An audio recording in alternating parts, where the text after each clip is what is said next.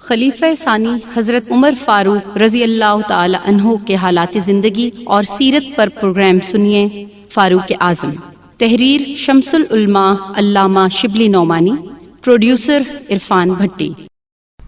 Homs کی فتح۔ شام کے اضلاع میں سے یہ ایک بڑا ضلع اور قدیم شہر ہے۔ انگریزی میں اس کو ہمیشہ کہتے ہیں۔ قدیم زمانے میں اس کی شہرت زیادہ اس وجہ سے ہوئی کہ یہاں آفتاب کے نام پر ایک بڑا ہیکل تھا جس کے تیرتھ کے لیے دور دور سے لوگ آتے تھے اور اس کا پجاری ہونا بڑے فخر کی بات سمجھی جاتی تھی۔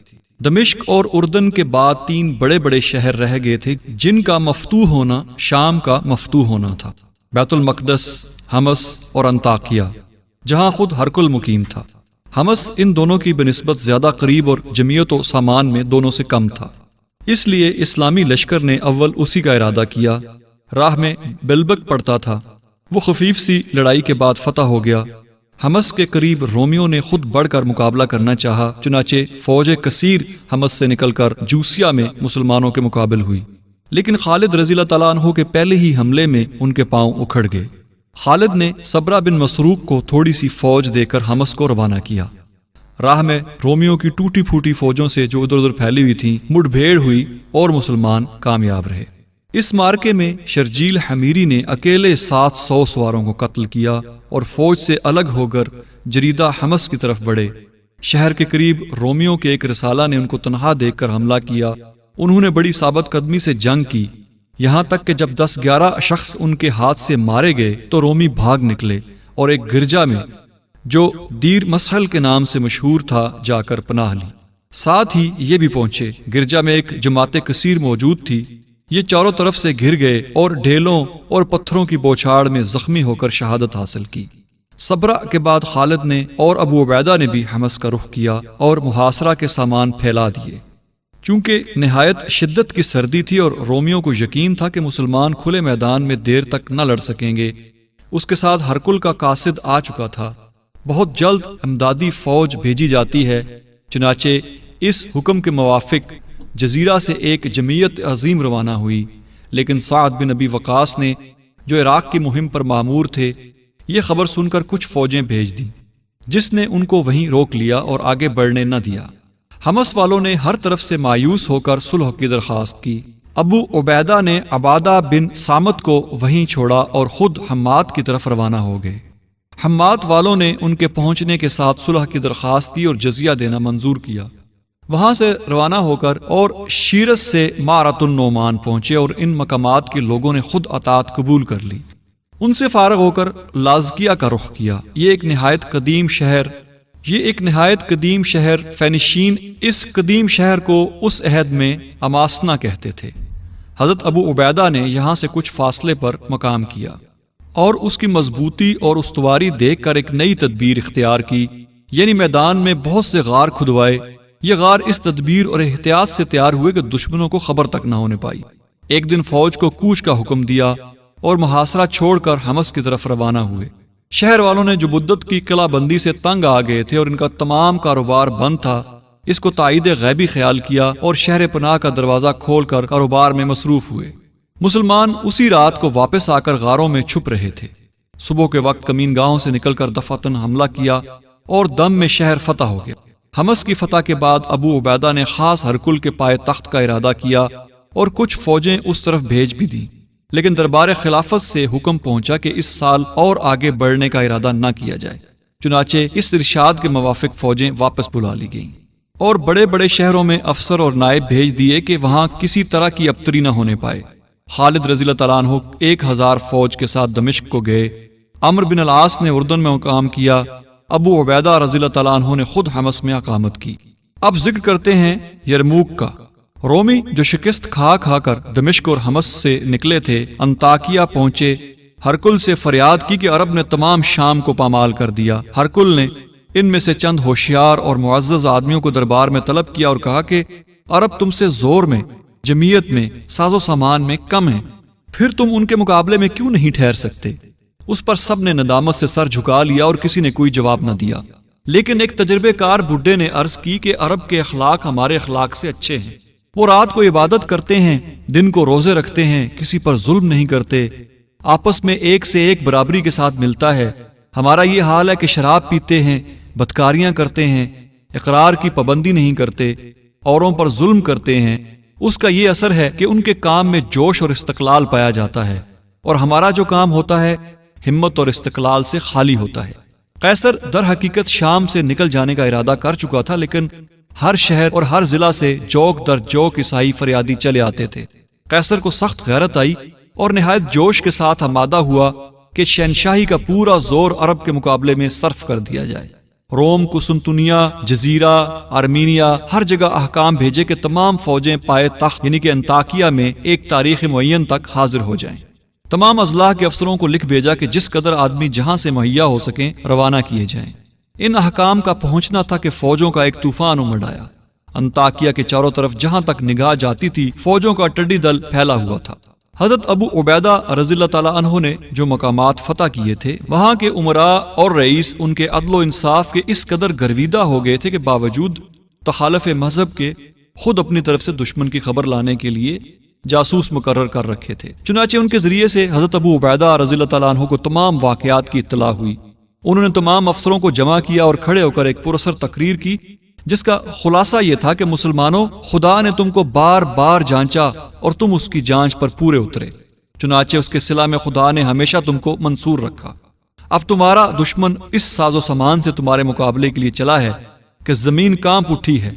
اب بتاؤ کیا صلاح ہے؟ یزید بن ابی سفیان، معاویہ رضی اللہ تعالیٰ عنہ کے بھائی، کھڑے ہوئے اور کہا کہ میری رائے ہے کہ عورتوں اور بچوں کو شہر میں رہنے دیں اور ہم خود شہر کے باہر لشکر آ رہا ہوں۔ اس کے ساتھ خالد اور عمرو بن العاص کو خط لکھا جائے کہ دمشق اور فلسطین سے چل کر مدد کو آئیں۔ شرجیل بن حسنہ نے کہا کہ اس موقع پر ہر شخص کو آزادانہ رائے دینی چاہیے۔ یزید نے جو رائے دی بلا شبہ خیر خواہی سے دی ہے، لیکن میں اس کا مخالف ہوں۔ شہر والے تمام عیسائی ہیں، ممکن ہے وہ تعصب سے ہمارے اہل و عیال کو پکڑ کر قیصر کے حوالے کر دیں یا خود مار ڈالیں۔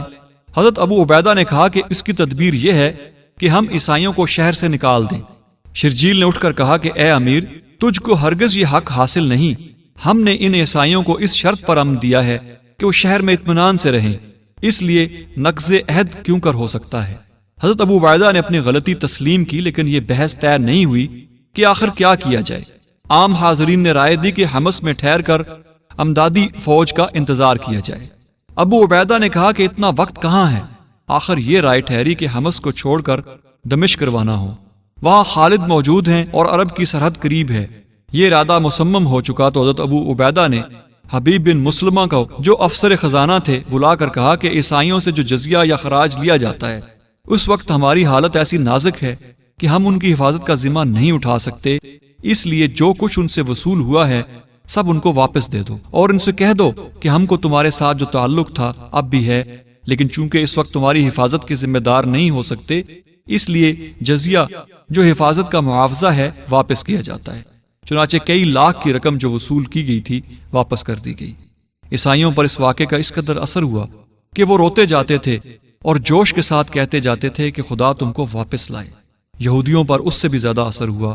انہوں نے کہا تورات کی قسم جب تک ہم زندہ ہیں قیصر حمص پر قبضہ نہیں کر سکتا۔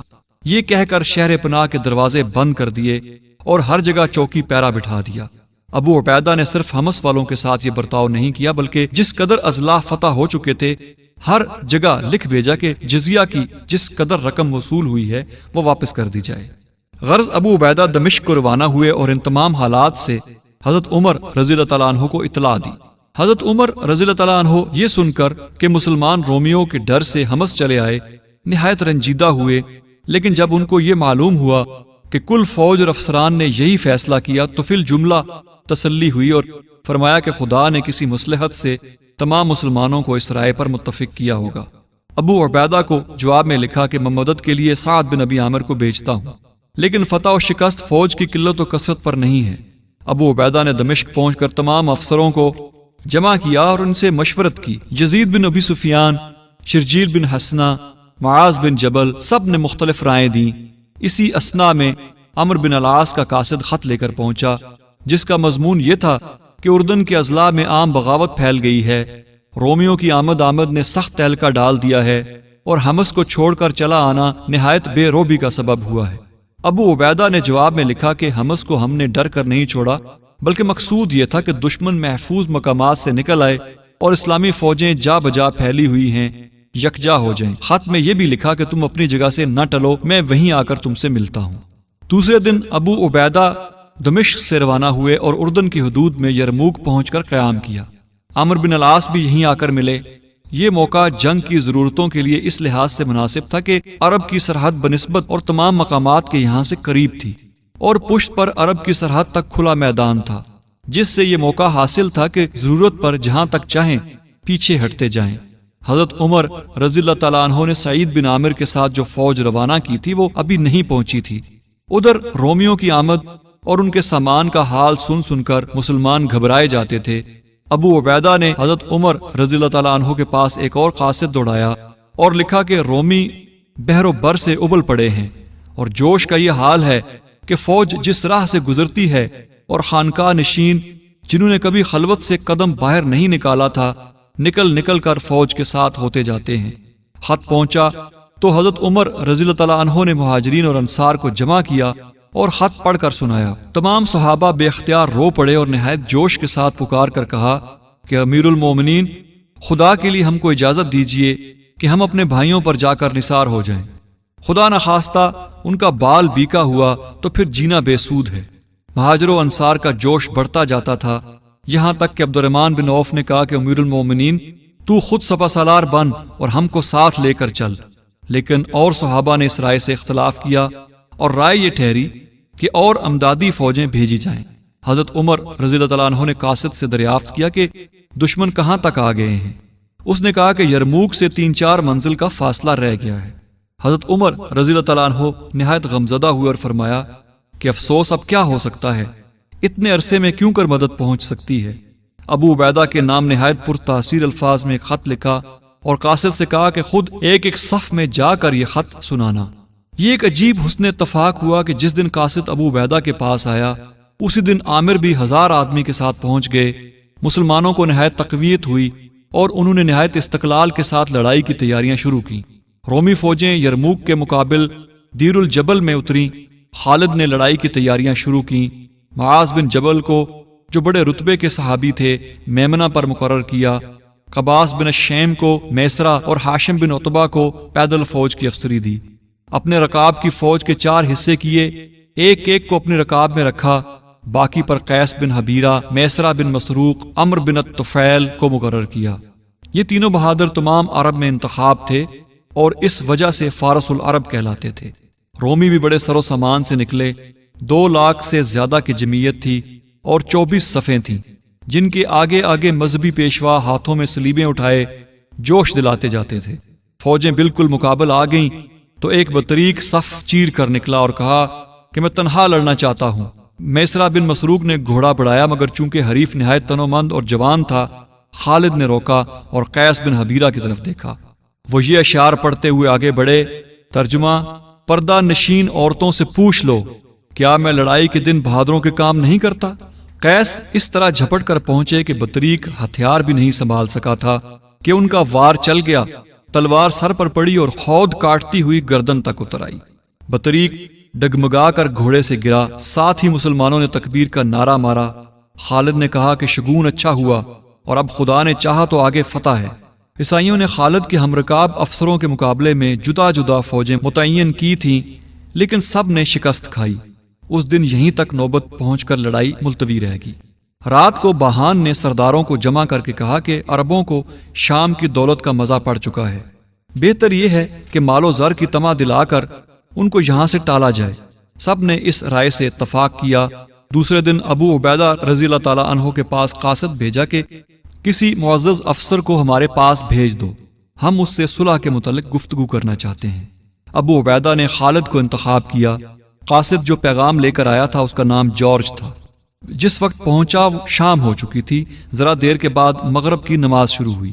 مسلمان جس ذوق شوق سے تکبیر کہہ کر کھڑے ہوئے اور جس محویت، سکون و وقار، ادب و خضوع سے انہوں نے نماز ادا کی، قاصد نہایت حیرت و استعجاب کی نگاہ سے دیکھتا رہا، یہاں تک کہ جب نماز ہو چکی تو اس نے ابو عبیدہ سے چند سوالات کیے، جن میں سے ایک یہ تھا کہ تم عیسیٰ کی نسبت کیا اعتقاد رکھتے ہو؟ ابو عبیدہ نے قرآن کی کچھ آیات پڑھی۔ علامہ شبلی نعمانی کی معرکۃ الآراء تصنیف الفاروق پر مبنی پروگرام آپ سن رہے تھے فاروق اعظم۔